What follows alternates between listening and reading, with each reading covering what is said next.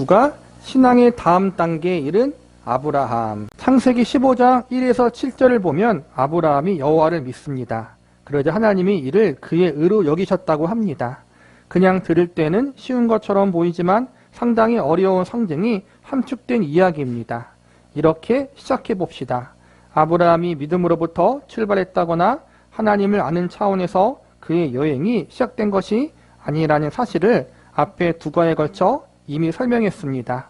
오히려 아브라함은 하나님에 의해서 그의 인생이 떠밀려져 왔고 그의 주변에서 겪은 하나님의 하나님 되심에 대한 경험들을 통해 조금씩 하나님을 알게 되었다는 사실을 설명했습니다. 앞에서 아브라함에 대해서 배웠잖아요.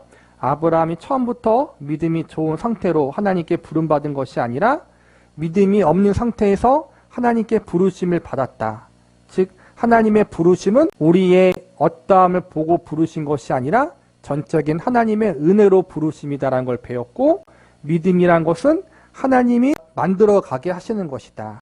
하나님의 은혜로 믿음 없는 자를 택하여서 그의 인생 가운데 하나님이 간섭하셔서 믿음이 없는 자를 믿음이 있게 하시고 믿음이 있는 자를 더 성숙한 자리로 나아가도록 훈련시키고 연단시키신다. 이걸 우리가 아브라함의 생애를 통해서 앞서서 배웠어요. 구원은 하나님의 은혜고 믿음의 성숙과 성장도 하나님의 은혜 가운데 하나님에 의해서 만들어지는 것이다라는 것을 배운 거예요. 믿음의 출처를 밝혀라.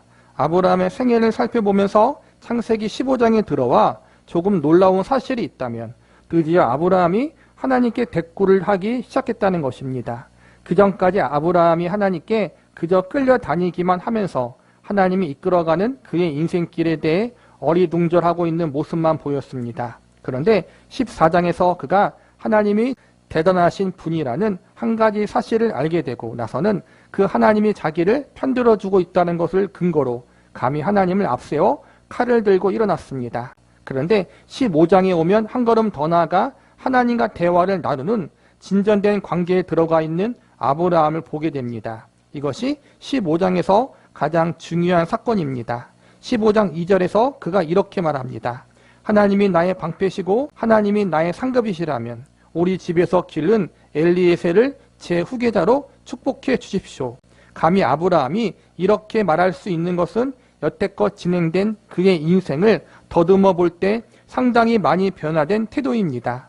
그런데 하나님께서 엘리에셀을 근거로 해서가 아니라 아브라함의 몸에서 태어날 자손이 하늘의 별과 같고 땅의 모래와 같을 것이라는 축복을 하십니다.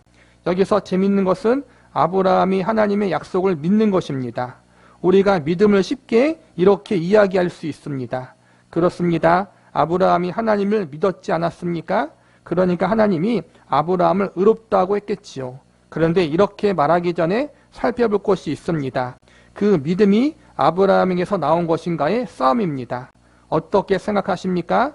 아브라함의 사건을 놓고 우리가 지금 추적하고 싶은 것은 바로 그것입니다. 자연인으로서 태어난 아브라함에게 스스로 그 안에 하나님을 한번 믿어보자는 마음이 발생할 수는 없습니다.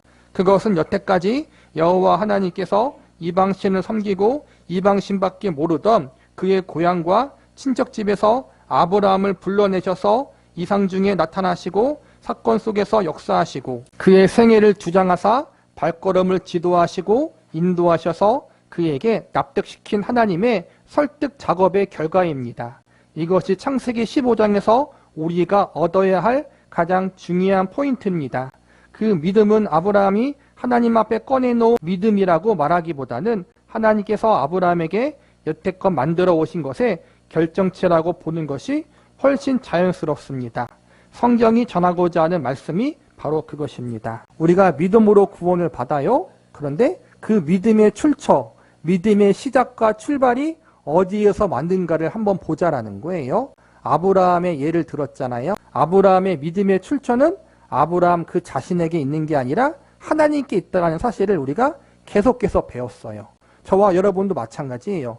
내가 교회 좀 다녀봐야지, 이제부터 예수님을 믿어봐야지 라고 우리가 생각해서 교회에 나온 건 맞아요. 그런데 지금 돌아보니까 그 생각에 들게 하신 것, 내가 교회 좀 다녀보고 예수님 좀 믿어봐야지라는 마음이 들게 하신 것이 하나님의 역사였다라는 거예요. 그때는 몰랐지만 지금은 우리가 알 수 있잖아요. 내가 믿기로 결심해서 믿어진 게 아니라 하나님이 우리의 강팍하고 완악한 마음을 녹여주신 거란 말이에요. 성령님으로 말미암아. 그러므로 믿음의 출처, 믿음의 시작은 하나님의 은혜다. 우리는 그걸 알아야 돼요. 근데 하나님이 믿음의 시작과 출발만 은혜로 주셔서 하게 한 것이 아니라 은혜로 주신 믿음을 성장할 수 있도록 은혜 가운데 우리를 인도하신다는 거예요. 그 이야기를 계속 아브라함을 통해 배운 거예요. 삭신과 은혜인가? 이 말씀을 로마서 4장에서 살펴봅시다. 그런즉 육신으로 우리 조상인 아브라함이 무엇을 얻었다 하리요? 만일 아브라함이 행위로서 의롭다 하심을 받았으면 자랑할 것이 있으려니와 하나님 앞에서는 없느니라. 성경이 무엇을 말하느냐? 아브라함이 하나님을 믿음에 그것이 그에게 의로 여겨진 바 되었느니라. 일하는 자에게 그 삭시 은혜로 여겨지지 아니하고 보수로 여겨지거니와 이를 아니할지라도 경건하지 아니한 자를 의롭다 하시는 이를 믿는 자에게 그의 믿음을 의로 여기시나니 이란 것이 없고 하나님께 의로 여기심을 받은 사람의 복에 대하여 다윗이 말한 바 불법이 사함을 받고 죄가 가려짐을 받는 사람들은 복이 있고 주께서 그 죄를 인정하지 아니하실 사람은 복이 있도다 함과 같으니라. 성경은 이렇게 비교하고 있습니다. 삭은 은혜가 되지 않는다. 삭이란 것은 대가입니다. 자기가 한 일에 대한 보수를 받는 것입니다. 그것은 당연한 권리입니다. 그러므로 바울은 구원은 믿음으로 얻었다는 것을 설명하기 위해 그것은 삭이 아니라는 설명부터 합니다. 삭은 은혜라고 하지 않습니다. 그러나 구원은 은혜라고 합니다. 그래서 삭을 얻는 방법과 구원을 얻는 방법은 다릅니다. 구원은 보수가 아닙니다. 이것이 구원을 설명하는 첫 번째 방법입니다. 두 번째 방법은 이렇게 되어 있습니다. 로마서 3장 27과 28절을 보십시오. 그런즉 자랑할 때가 어디 있느냐? 있을 수 없느니라. 무슨 법으로냐? 행위로냐? 아니라 오직 믿음의 법으로니라. 그러므로 사람이 의롭다 하심을 얻은 것은 율법의 행위에 있지 않고 믿음으로 되는 줄 우리가 인정하노라. 믿음으로 구원을 얻는다는 말을 이해하기 위해 정확히 알아야 할 것이 두 가지 있습니다. 하나는 삭스에 대한 이해이고 또 하나는 자랑에 대한 이해입니다. 이 두 가지로 점검해보면 자신의 믿음이 어디서 출발하는가가 분명해집니다. 구원은 믿음으로 얻습니다. 그런데 믿음으로 얻는다는 그 믿음의 개념이 삭과 자랑으로 가지는 않는지를 다음 대화에서 한번 점검해 봅시다.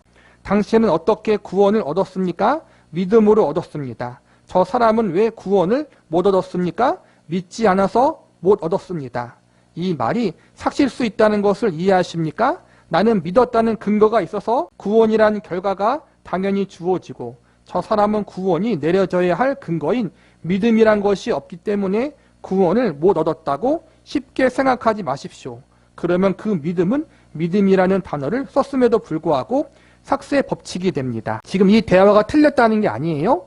우리는 예수님을 믿어서 구원받았고 불신자들은 예수님을 믿지 않아서 구원을 받지 못한 건 맞아요. 그런데 이 말에서 우리가 잊지 말아야 할 것이 있다는 거예요. 내가 예수님을 믿어서 구원받았다라고 이야기할 때 그 믿음이 대가나 어떤 보상에 의해서 주어진 게 아니라는 거예요.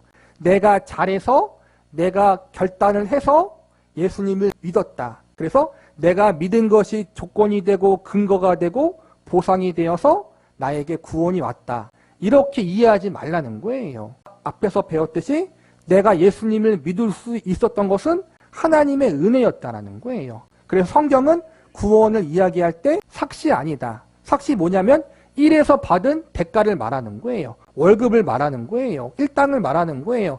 내가 하나님 앞에서 예수님 앞에서 어떤 의로움이 있어서 하나님을 내가 잘 섬겼기 때문에 그 믿음에 의해서 구원이 왔다면 내가 잘 믿은 것이 대가가 되고 보상이 되는 거예요. 그런데 구원은 그렇게 이해하면 안 된다는 거예요. 믿음은 하나님이 주신 거예요. 은혜로 주신 거예요. 그래서 내가 어떠한 것을 했기 때문에 대가로 받은 것이 믿음이 아니라 하나님이 그냥 은혜로 주신 것이 믿음이고 구원이기 때문에 우리는 그것을 대가나 보상이라고 말하지 않고 은혜라고 말하는 거예요. 그래서 우리가 예수님을 믿었다라는 것이 자랑이 될 수 없어요. 예수님을 믿었다는 것이 나의 그 어떠한 의로움이 될 수 없다는 거예요. 정확히 이야기하면 예수님을 믿었다는 것이 자랑이 아니라 내 믿음의 근원 되시는 예수님 그분 자체가 우리의 자랑이 되어야 되는 거란 말이에요. 한 끗 차이인데 그게 의미가 다르다는 거예요. 그래서 구원과 믿음이란 것은 대가가 아니라 하나님의 은혜로 주어진 것이다. 그것은 자랑이 아니라 그것을 주신 예수님과 하나님이 자랑이다. 이걸 늘 기억하라는 거예요. 구원을 주시는 하나님의 방법. 성경이 믿음으로 구원을 얻는다고 말할 때 그 믿음이 무슨 뜻인가에 대해 우리가 얼마나 오해할 수 있는가를 사도 바울은 잘 알고 있었던 것 같습니다. 그래서 바울은 특별히 자랑과 삭슬 동원해서 설명하고 있습니다.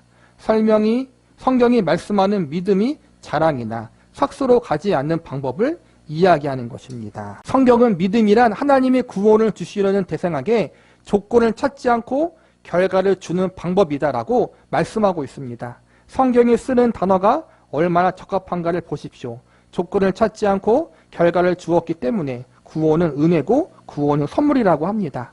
값없이 받은 것인데 너희가 왜 무엇을 해놓고 받은 것처럼 자랑하느냐고 합니다. 우리에게 어떤 조건을 찾지 않고 거저주신 것이 구원입니다. 그것을 성경은 믿음이라고 합니다. 우리의 조건에 의존하지 않고 우리에게 구원을 주시는 하나님의 방법을 표현하는 단어가 믿음인 것입니다. 그러면 그 믿음은 우리의 것입니까? 하나님의 것입니까? 하나님의 것입니다. 여기에 어려움이 있습니다. 아브라함을 생각해 보십시오. 아브라함이 어떻게 구원을 얻었습니까? 믿음으로 구원을 얻었습니다. 창세기 15장만 보면 마치 아브라함이 믿음을 꺼내 놓은 것처럼 보입니다. 하나님이 아브라함의 손을 이끌고 밖으로 나가 하늘의 별과 땅의 모래를 보이면서 내 자손이 이와 같으리라라고 하십니다. 그리고 아브라함이 하나님을 믿자 하나님께서 이를 그의 의로 여기셨다고 합니다. 그러면 그 믿음이 아브라함에게서 나온 것입니까? 모든 자연인 속에 하나님을 믿고 구원을 얻을 수 있는 조건으로서 하나님을 만족시킬 수 있는 믿음이란 것이 산출될 수 있단 말입니까? 아닙니다. 그러면 아브라함의 믿음은 어디에서 나왔습니까? 이에 대한 해답은 11장부터 시작되어 15장에 이르러서 나옵니다. 아브라함은 원래 자연인으로 존재했는데 갈대아 우르에서 하나님이 나타나셔서 아브라함아 내가 너를 이렇게 하겠다고 하셨을 때 아브라함이 예 저는 하나님을 믿겠습니다. 이렇게 해서 아브라함의 믿음이 시작된 것이 아닙니다. 그래서 성경에 굳이 아브라함의 생애를 나열해 놓고 나서 15장에 와서야 비로소 믿음과 관련되어 벌어진 일을 진술하고 있는 것입니다. 아브라함이 이방신들을 위해 아는 것이 없었던 상태에서 이상 중에 나타나신 하나님이 그를 불러 너의 고향 친척과 아버지의 집을 떠나 내가 내게 보여줄 땅으로 가라고 하셨습니다. 이렇게 시작된 하나님의 설득이 아브라함으로 하여금 드디어 이 자리에 이르게 했던 것입니다. 구원은 하나님이 여러분을 중생시키고 여러분을 설득시켜 하나님의 자녀가 되게 하는 행위 이외에 아무것도 아닙니다. 구원은 뭐냐면 예수님을 믿는 거예요. 그런데 예수님을 믿는 그 믿음이 우리에게 오기까지 하나님이 우리를 인도하시고 설득하시고 거듭나게 하셨다라는 거예요. 하나님이 하셨다라는 거예요. 근데 분명 이건 오해하지 말아야 돼요. 이걸 이해하기 위해서는 먼저 내가 구원의 은혜가 무엇인지 알아야 돼요. 그렇죠? 내가 예수님을 믿고 거듭나야 돼요. 예수님을 믿고 거듭나지 않은 사람들은 이걸 말해도 이해하지 못해요. 그런데 저와 여러분이 예수님을 믿고 참으로 거듭났다면 내가 어떻게 예수님을 믿었을까? 어떻게 내가 거듭났을까를 성경을 통해 뒤돌아보면은 내게 한 것이 아니라 하나님이 하신 것이구나라고 모두가 다 그렇게 고백하잖아요. 나된 것은 하나님의 은혜다. 이렇게 고백하게 되잖아요. 아브라함의 생애가 가장 좋은 예시라는 거예요. 아브라함을 불신자였을 때 갈대아 우르에 있을 때 불러서 가나안 땅에 이르게 하사 지금 가나안 땅에서 하나님을 만나게 하고 하나님의 말씀을 듣게 하기까지 그 모든 수년간의 과정 가운데 하나님이 아브라함에게 믿음을 주시고 믿음을 자라나게 하셨다는 것을 우리가 계속 배우고 있어요. 그래서 믿음이란 한 번에 단번에 완성되어지는 게 아니에요.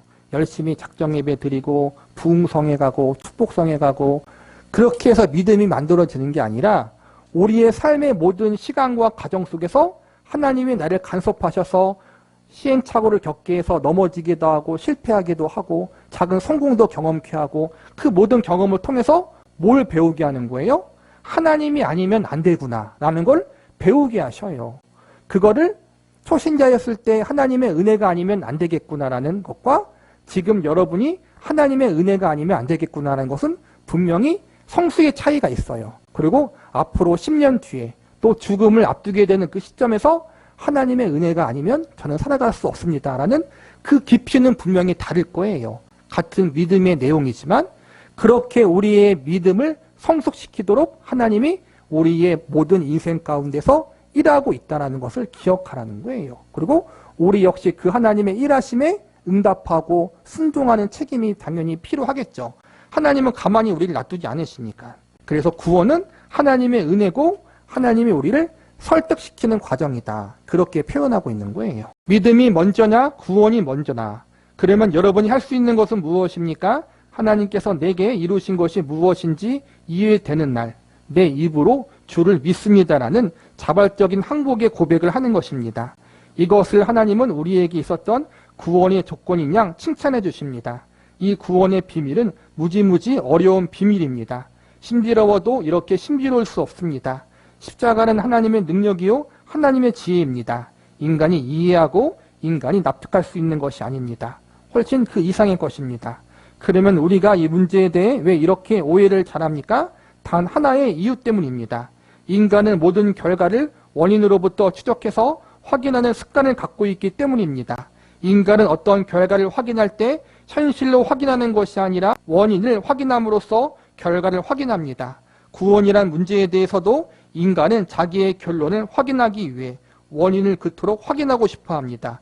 믿었다는 것으로 자기의 결과를 자신에게 납득시키고 싶어 합니다. 그래서 사람들은 이 원인으로 나는 예수를 믿었다, 나는 결단했다, 나는 몹시 울었다는 등의 여러 가지 경험들을 말하는데 이 모든 것은 원인이 아니라 결과입니다.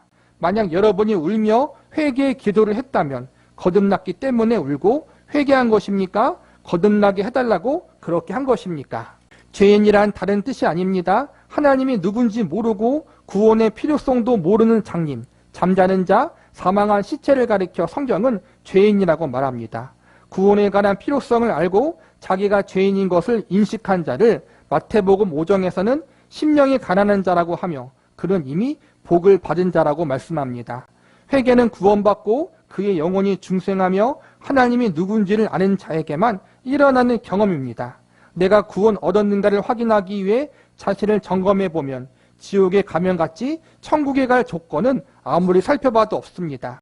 그때 우리는 당황합니다. 내가 예수 믿는다고 우기고 있는 것은 망상에 불과하는구나. 하나님 앞에 솔직해지자. 내가 구원 얻을 조건이 완성되기까지 더 이상 하나님 앞에 이런 이중인격자 노릇을 하지 말고 교회 밖에 가서 준비가 다 되면 다시 돌아오자 하는 생각을 합니다. 여러분이 스스로의 양심을 두드려 보아도 구원 얻을 만한 조건이 없을수록 하나님 앞에 감사해야 합니다. 구원의 은혜와 자비만이 나를 이 자리에 있게 하실 수 있었다는 것을 더 명확하게 확인할 수 있기 때문입니다. 그러나 조건과 원인으로 내가 구원받았다는 것을 확인할 수 없었다면 자기 체면에 빠져 있는지 아니면 구원을 얻었는지를 무엇으로 확인합니까? 그것은 단 하나밖에 없습니다. 여러분의 생각 속에 하나님에 대한 생각이 늘 머릿속에 있는가 없는가를 보십시오. 하나님이 보시기에 만족할 만하게 살았는가를 점검하기 이전에 여러분의 생각들이 얼마나 하나님과 연결되어 있는가를 생각하십시오. 성경에서 죄인과 구원 얻은 자를 갈라놓는 기준은 단 하나이기 때문입니다. 구원 얻지 못한 자들은 사망의 잠을 자고 있기 때문에 하나님에 대한 관심도 없고 알리지도 못하며 오히려 증오심이 있을 뿐입니다. 그러나 그렇지 않는 자들은 하나님에 대한 관심이 있고 인식이 있고 그분과 모든 것을 연결해서 생각합니다. 때론 그것이 아전 인수격으로 갈 때가 있고 미련하게 갖다 붙일 수도 있고 말도 안 되게 왜곡시킬 때도 있지만 그건 역시 하나님과 연결된 사고방식이기 때문입니다. 또 말도 안 되는 것을 해놓고 그렇게 하면 하나님이 좋아하실 거라고 기뻐하는 사람들도 있습니다. 하지만 이것은 우리가 판단할 문제는 아닙니다. 어쨌든 바로 이것이 구원을 얻었느냐 못 얻었느냐에 대한 가장 중요한 판별법입니다. 나의 구원에 대한 확신, 판별법의 가장 중요한 건 나에게 구원의 조건이 없다는 걸 아는 거예요. 저와 여러분은 아무리 찾아봐도 내 자신을 돌아봐도 구원받을 만한 기준에 이르지 못했어요. 조건이 없다라는 거예요. 하나님 앞에. 의롭지 않다라는 거예요. 그런데 그걸 발견하는 게 구원의 출발점이고 구원의 확신을 알아가는 거란 말이에요. 왜냐하면 나에게 구원의 조건이 없는 걸 알기 때문에 우리는 구원의 근거가 되시는 예수님을 믿는 거란 말이에요. 예수님께 구원의 조건이 있고 그 예수님이 나의 구원이라는 것을 받아들이는 것이 구원이고 그걸 아는 게 구원의 확신이에요, 여러분. 그래서 나에게 구원의 조건이 없다는 걸 아는 게 중요해요. 또 하나 판별하는 방법이 무엇이냐면 내 삶 가운데 늘 하나님과 예수님을 인식하고 있느냐, 의식하고 있느냐라는 거예요. 비록 내 믿음이 부족하고 형편이 없지만 내 모든 삶 가운데 하나님을 의식하고 있다면 그것이 또 구원받은 조건과 판별법이 될 수 있다는 거예요. 왜냐하면 불신자들은 아예 그 생각조차 하지 않기 때문에 하나님 앞에 죄송스럽고 예수님 앞에 죄송스럽고 내가 하나님과 예수님을 위해서 무엇을 하겠다라는 의식 자체가 불신자들이나 구원받지 않은 사람들은 아예 없다라는 거예요. 하나님에 대한 인식과 의식이 있는 것은 우리의 영혼이 살아있다는 거예요. 그렇기 때문에 그것도 우리가 하나의 참고로 볼 수 있다라고 지금 이야기하고 있는 거예요. 저와 여러분이 어떠한 일을 할 때 하나님과 예수님을 생각하고 있다면 예수님을 믿고 있고 내가 예수님에 대해서 하나님에 대해서 늘 의식하고 살고 있다면 그것이 또 우리에게 믿음이 있고 은혜가 있는 것이라고 볼 수 있다는 거예요. 사실과 인식의 시차, 창세기 15장에서 아브라함이 하나님 앞에 의롭다 인정받았다는 문제를 놓고 바로 그때 그 자리에서 아브라함의 구원을 얻은 것으로 보는 시각에 대해서 저는 다음과 같은 이유로 반대합니다.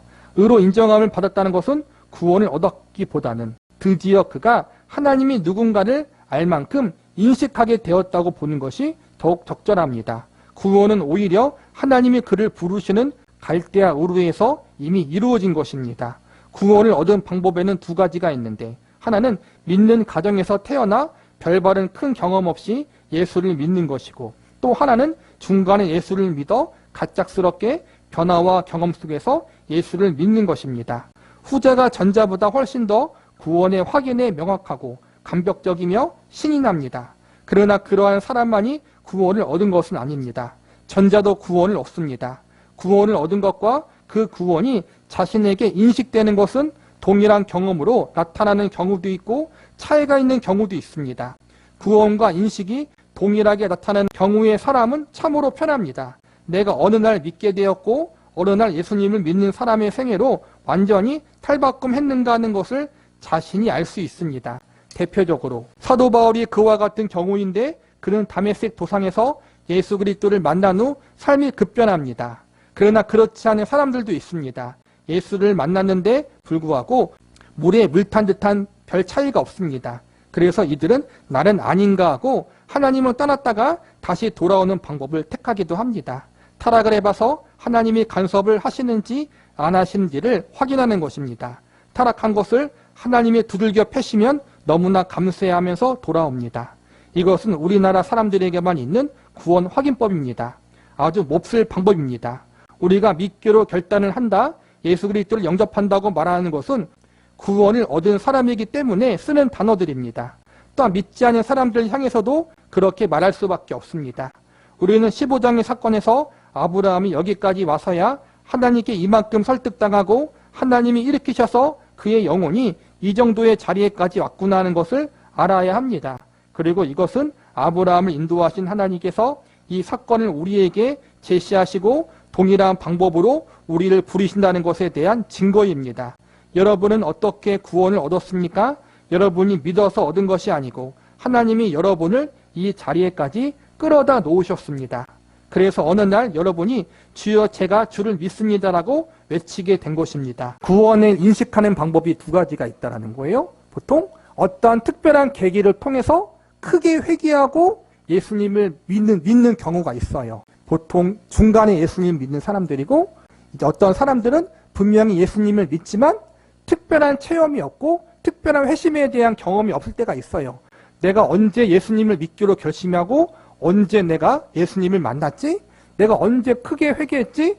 그런 경험이 없이 자연스럽게 예수님을 믿은 사람이 있어요. 여기서는 모태신앙의 사람들이 보통 그렇다고 얘기하고, 뒤늦게 예수님을 믿은 사람들은 사도 바울처럼 그런 회심의 경험이 있을 수 있다는 거예요. 근데 회심의 경험이 크게 있고 없고는 중요한 게 아니라는 거예요. 내가 예수님을 믿고 있고 믿음의 근원, 믿음의 조건이 오직 예수님께만 있다는 것을 내가 받아들인다면, 내가 죄인인 걸 알고 하나님의 은혜와 예수님의 대속의 공로가 아니면 구원 받을 수 없다는 사실을 내가 받아들이고 있다면, 나의 죄인됨과 동시에 나의 죄됨보다 큰 하나님의 은혜에 대한 감사함이 있다면 그게 구원의 확신이 될 수 있는 거예요. 회심에 대한 큰 체험이 있는 것도 중요한 경험이지만 그것이 없다고 해서 여러분이 너무 낙심할 필요는 없어요. 어떠한 체험에 크게 목매이지 마시고, 아까 말한 것처럼 예수님께 모든 구원에 대한 근거와 조건을 두고 계시면 돼요. 그러면 우리의 구원에 대한 믿음과 확신은 흔들리지 않아요. 그리고 이게 참 중요한 것 같아요. 마지막으로 우리가 어떻게 구원을 얻었는가? 저와 여러분이 잘 믿어서 얻은 것이 아니라 하나님이 저와 여러분을 이 자리에까지 이끌어 오셨다. 이걸 여러분 반드시 기억하시라는 거예요.